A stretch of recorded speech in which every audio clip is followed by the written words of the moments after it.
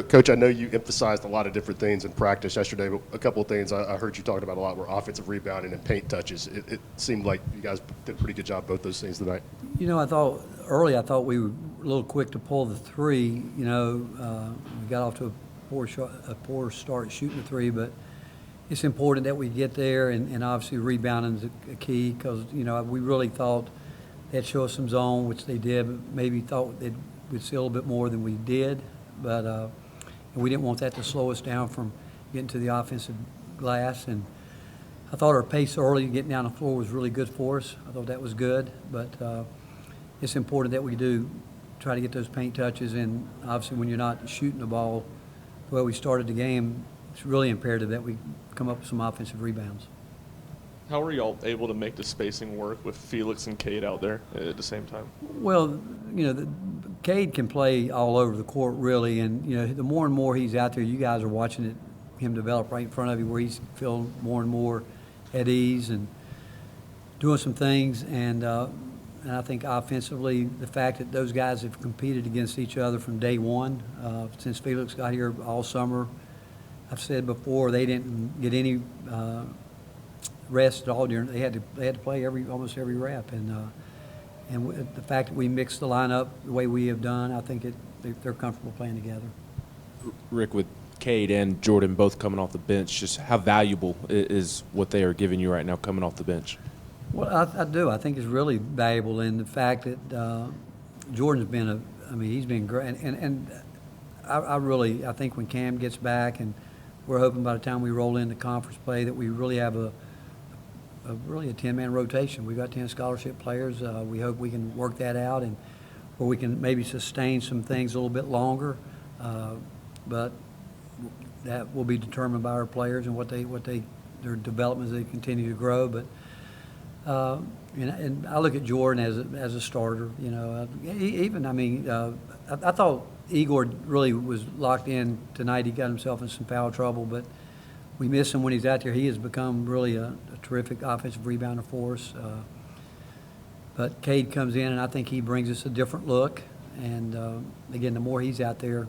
Jordan, I thought, was really key in the second half. I thought him getting aggressive, getting back, getting downhill, putting pressure on the lane was important to us because we didn't want to bog down. And I thought when Z came out, he kept us moving. What's it say about this offense or this team to go 2-15 in the first half from 3 and then 8 of 14 second half? Well, we probably should have been 2 for 10, probably. Again, I know 3 or 4 off the top of my head that I just thought we got anxious. And but it's a fine line, Grant. Where we're really trying to. We want our guys to play free. We want them to play. And I know how hard we work. I know how well I think we can shoot the ball. I was a little worried today because I was sitting watching us shoot around, and, man, we were making shots. I'm like, boy, I don't know if I like this right now or not. I hope we haven't used them up. But I felt like that the first half because all the guys were – that's something, obviously I'm sitting there watching them a lot. And but they listened. We came out and started talking about, again, paint touches, getting there, inside out, trying to get better looks. And we do feel at some point in time we're gonna make some – we're going to start making some shots, and then. But I thought you got to give Syracuse a lot of credit early too. I thought they really guarded. I thought they were very physical. I thought they did to us what we like to do to people. They were blowing up some of our screening actions. We weren't setting good screens early at all, anywhere really with any consistency, and with that, then they were just like Chaz pushing them out. There was a gap. I was watching some film at halftime. There was gaps like that. If you do that, you can't. You're not going to get free. And but we did do a little bit better job to start the second half screening. Rick, with Cade, it looks like he's playing the exact type of role that his skill set is cut out for. Is that the case? And what does it take for a player to fully lean into who they are and doing it well? Well, he is, and again, a lot of credit to Coach Polinsky. He watched Cade, knew him, evaluated him at a level, and what he saw in Cade was a big time competitive spirit, and a guy that was willing to get better. He played football for a long time. Both he and Bishop football guys, and I think their mentality. I mean, Bishop competes when he's out there, just like Cade. They're competitors, and obviously we knew that if he would work and get better. Like a year ago, I mean, I could sit here today and say, I wish we would have redshirted him a year ago. That was the plan actually coming in. But a year ago this time, our guys came and said, we're going to have him. And but the fact is, he puts his time in. When you do the process, when you can really understand, and what you said is a key thing with guys early, understanding that they've got to bring something early, and then their games get expanded. But we've got to count on certain things with Cade or Bishop or whoever, and it gets down to the more consistently you get doing certain things, you earn trust, not only, I think, with your coaches and teammates, but more importantly with yourself. You realize, I got this now I can take another step, and we've watched Cade do that. Coach, kind of going off that in the back here, how do you get Cade to consistently play like this with that energy that he had today? Well, he's had some games where he's done this, and then he's gone backwards. And I tell him, there's a lot of guys that when they can't handle success, and we talk about getting better every day. The process, we believe in it. You got to go through, but it's just human nature. I'm sure these guys on social media and people really start telling them this, that, whatever, and you can't let down. I mean, I don't think we've got. Again, I don't think there's very many players that played a game that can afford to let down if they really want to be good, because you start letting down and not going at it with everything you have every day with the idea you got to get better. And where these guys want to eventually be when they're done with college, they all have a long way to go. And to get there, it's a part of that process is learning how to make yourself work even when you have success. How can I continue to get better? And it's hard because it's human nature when you start feeling good about yourself. And I've told him before, actually before, I think it might have been not this game, but the game before, I asked if he knew anything about a proud peacock and what a proud peacock becomes. And we know that it becomes a feather duster.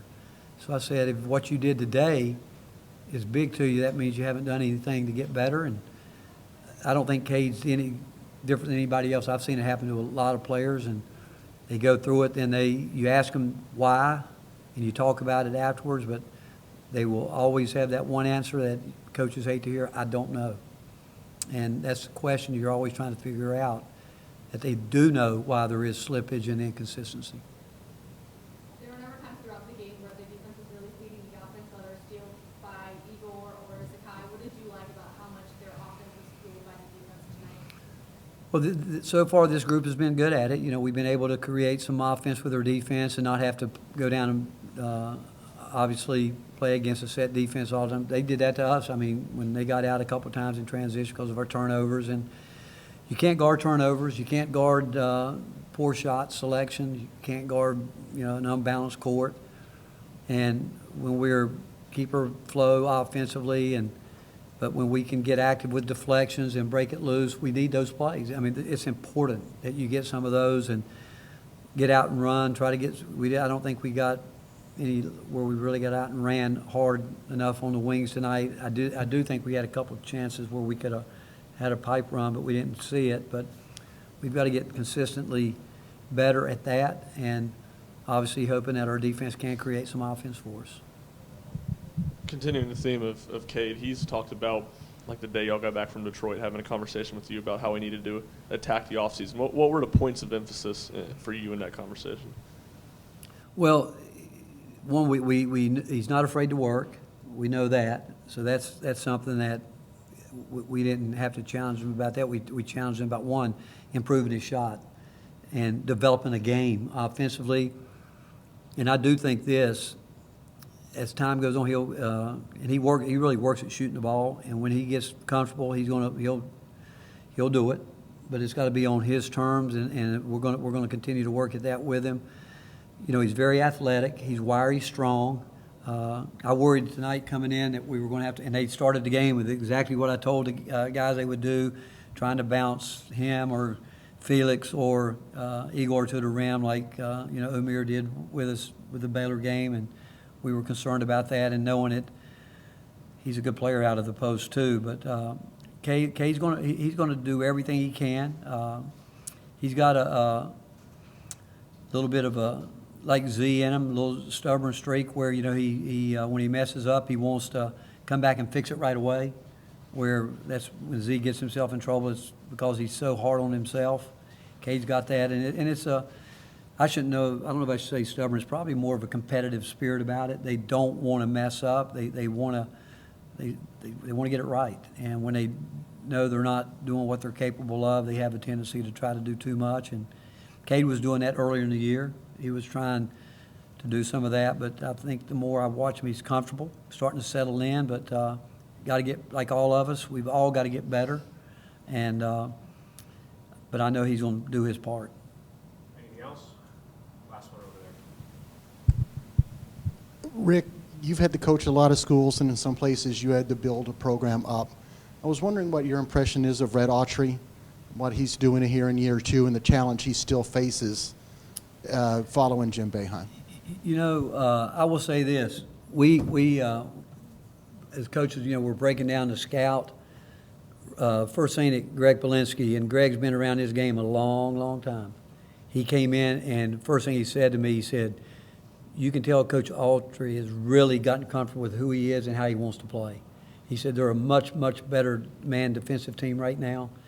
And I think he's doing his part of, they're playing more man than Jim would play, still plays his own some, which, people wouldn't know. We have his own too. We just don't use it that much. And I think that he has decided that, they're going to guard. And I thought they guarded us as well as anybody's guarded us all year. I thought they guarded.